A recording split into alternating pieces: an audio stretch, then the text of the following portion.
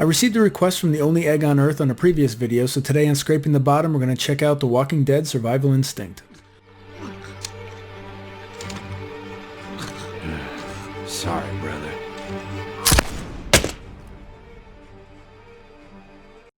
The Walking Dead Survival Instinct puts you in control of Daryl Dixon for almost all of the game, apart from the prologue where you play as his father, Will Dixon. Traveling through Georgia, you begin at a hunting ground in Cabot Ridge and attempt to drive south to Firesign Stadium in Atlanta for a large-scale military evacuation.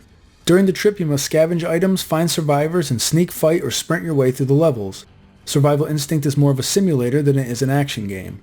You will be required to understand exactly how the game works as well as make decisions affecting you, other survivors, and most importantly, your inventory. Unlike the Telltale Walking Dead games being canon to the comic book series, Survival Instinct is canon to the television show. Norman Reedus and Michael Rooker reprise their roles as brothers Daryl and Merle Dixon. Survival Instinct is a first-person survival horror game that is described in the back of the box as an unforgiving prelude to the TV series. There is no difficulty selection, but after completing a game with specific survivors in your party, you will unlock relics which can be used on your next playthrough.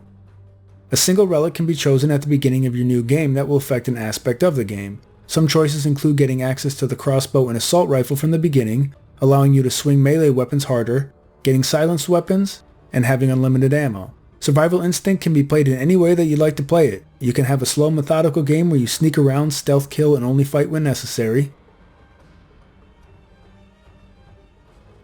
You can go in guns blazing, trying to headshot every walker in between you and your objective.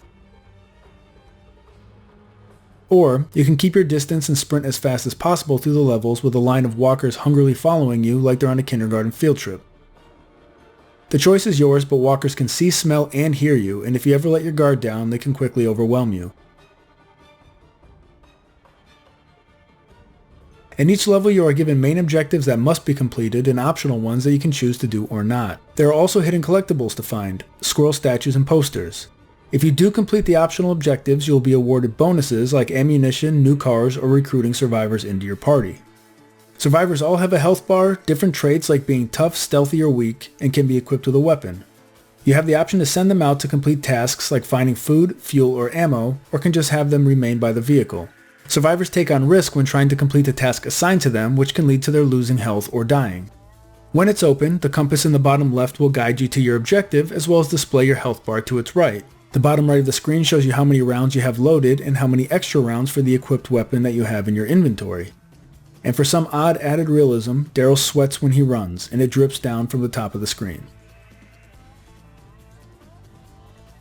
You can carry a total of 10 things on your person and store a varying number of items in your vehicle depending on which one you are currently driving. Between missions you can transfer parts of your inventory to your vehicles or drop whatever you don't need. This includes weapons, healing items like sports drinks and MREs, as well as distraction items like glass bottles and flares. A weapon in its currently loaded round or rounds counts as one item, but any extra ammo for that weapon will take up another spot in your stash. The hunting knife can never be removed from your inventory and it doesn't count towards one of the 10 slots. It's easy to run out of room later on, so it's best to travel light so you don't have to leave needed items behind. Ranged weapons include pistols, rifles, shotguns, and of course Daryl's most famous one, the crossbow. All have varying stats pertaining to power, accuracy, range, reload time, rate of fire, capacity, and noise. The bolt-action rifle chambers a single round, has medium reload speed, high accuracy, and long range, whereas a semi-automatic shotgun can chamber 6 rounds, has medium reload speed, medium accuracy, and medium range. The crossbow is different from all the other ranged weapons as it doesn't make any noise and you can pick up the arrows after shooting them to be used again. Melee weapons come in multiple shapes and sizes, from a lead pipe to a baseball bat to a sledgehammer. Like the firearms, they have different stats including damage, reach, and swing speed. The larger the weapon, the more damage it will do the further away from you, however the time it takes to swing will also increase. Finding the melee weapon's rhythm is crucial to not being hit in between swings. Holding down the attack button while wielding a melee weapon will execute an even stronger attack. Some of the drivable cars are acquired through the storyline and others you will need to find if you want them. Different cars have different fuel consumption, passenger space, and inventory slots. For example, a single cab truck fits 2 passengers, has medium fuel consumption and 18 inventory slots, while a large sedan fits 3 passengers, has high fuel consumption and 14 inventory slots.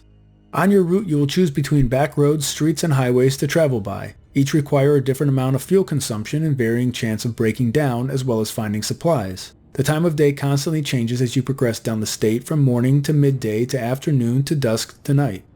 During the driving segments, you are given more of the game's story, which makes everything seem more cohesive. Where's the old man? He was up at the camp house too. He didn't make it, bro. He dead?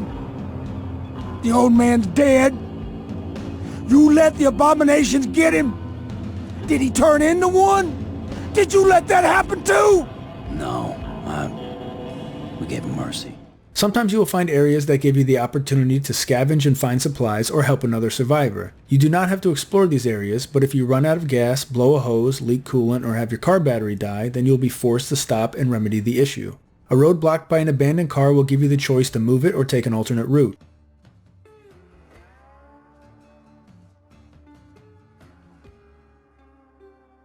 On a single playthrough, you will go through at most 12 locations that can include multiple towns, a campground, a hospital, a lumber mill, a drive-in theater, an outlet mall, and a research facility, to name a few. Since there are 16 levels overall, at 4 times during the game there are branching paths that give you the option to pick between 2 different locations. You will need to play through Survival Instinct multiple times to see them all, and one level can only be played if you take a specific route. Survival Instinct can get difficult at points, so you will need to quickly learn when to sneak attack, when to use a melee weapon, when to use a ranged weapon, and when to just run away. Luckily, you do not need to constantly find batteries for your flashlight, your weapons do not degrade with use, your health gets filled before each level, and there are multiple checkpoints spread throughout the locations. The controls of Survival Instinct work well and are pretty standard for a first-person shooter. I'll highlight a couple buttons here, like the right bumper shoves or stealth kills when sneaking up on a walker, L3 sprints, R3 turns your flashlight on and off, the D-pad pulls up the quick select menu for healing and distraction items, and the back button shows and lets you manage your inventory. According to this chart, the left bumper peaks, but I could not figure out for the life of me what it does or how it's used. The Walker Herd Survival Pack is a collection of 2 individual pre-order DLCs. A month after release, they were combined and pushed to storefronts for the purchase of $5. The Walker Execution Pack was originally received by ordering at Amazon and introduces 5 new melee weapons into the game: an advanced machete, kukri, reinforced hatchet, sawtooth machete, and survival knife. Herd mode was originally received by ordering at GameStop and pits you against endless waves of walkers while trying to live as long as possible. The weapons are randomized on each playthrough, and you'll unlock access to different locations and weapons as you progress through the waves. The DLC pack can no longer be officially purchased as it's been delisted, along with all digital versions of the base game on all platforms. You can still buy the Walker Herd Survival Pack download on Amazon, but only for the PC version. The problem is that the base game on PC now costs about $50 from a third-party source. You can find physical copies of the console versions out in the wild for a few bucks, however you won't get the DLC. At this point, there's really no practical way to get the whole package. Beginning October 14th, 2012, the day that the 3rd season of the show premiered, AMC's Survive and Drive Sweepstakes began. By watching the first 8 episodes of the show and entering codes shown during commercial breaks on AMCdead.com, one lucky entrant will win Shane's 2011 Hyundai Tucson from the show and $5,000 cash. The vehicle will be delivered as is, including but not limited to the condition, color, mileage, and features. The grand prize winner and 7 other winners, one per show, would make a special appearance in Survival Instinct. Each weekly prize winner's headshot would be incorporated in the creation of a fictional character. Players would be able to discover a photo of each of the 8 winners, representing the life that their unique character led in the Walking Dead world, followed by a death vignette showing how their life met its tragic end. Each of the 8 winners were also included in the game's credits.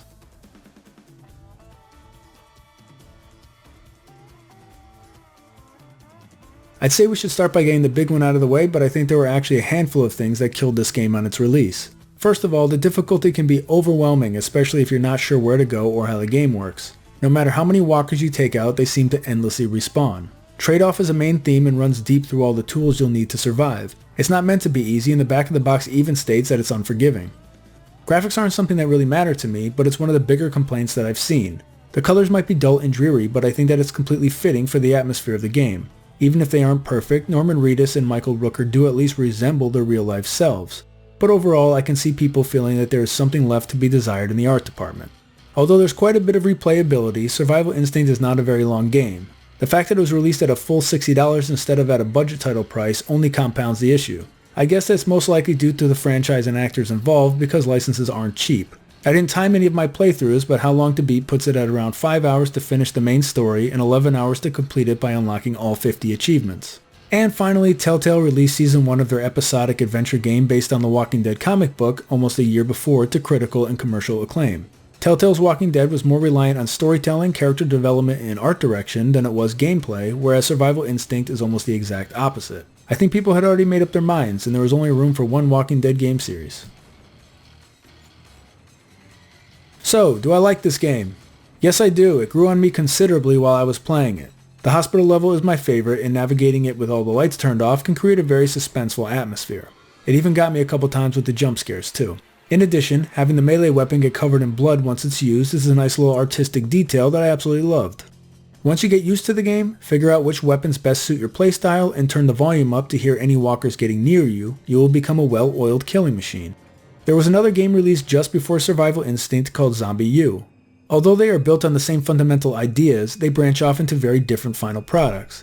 I like the concept of character permadeath and the plot being less linear in Zombie U, however I prefer the melee weapon and location variety along with the ability to stealth kill in Survival Instinct. Both games offer a different experience and are worth playing if you're a fan of the genre. There is probably no chance on Earth, but I would love to see Survival Instinct remastered for another generation of gaming.